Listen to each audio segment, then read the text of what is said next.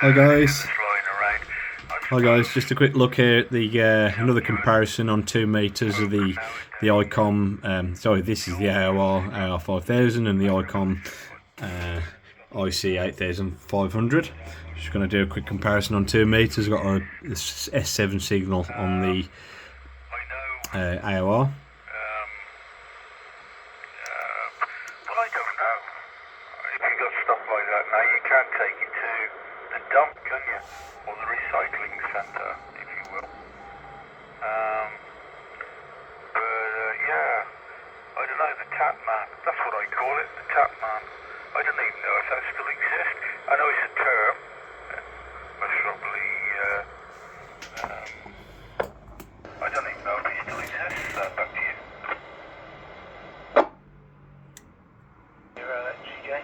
There are a few still about round this way that will drop in on people and ask, but unfortunately some of them pay a return visit and take stuff they shouldn't.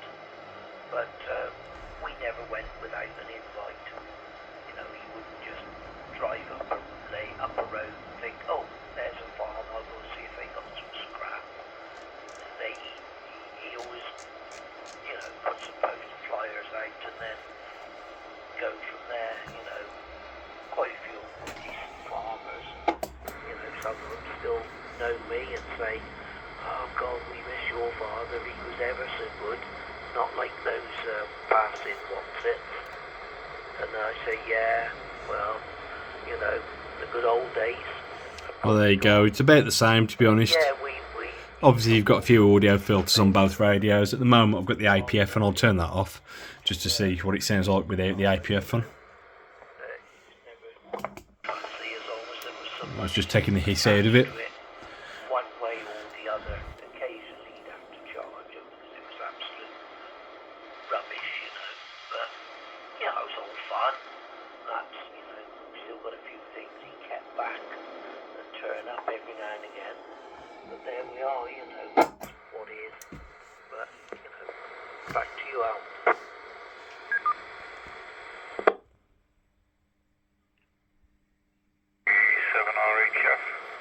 Yeah, it's there's not really much in it again. It's nice that the Icom have got the APF. It's a bit of a genius move in my humble opinion. The APF there really does make a difference to the audio, and it's sort of like a tone, but also, well, it is more like a tone actually on FM.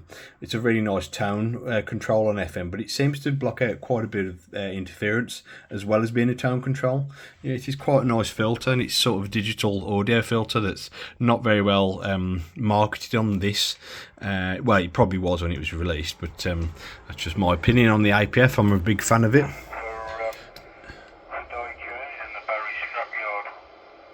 Yeah, really, really nice. Anyway, that's it, guys. So it's just a quick look at these two again. To be honest, I've been fiddling with them now for about a week, and I can't hear much difference between them. Sometimes one sounds a bit better. Obviously, he had a good mind for business, and that turned out to be beneficial for the societies. Indeed, beneficial for everybody, because this stuff should be preserved and remembered.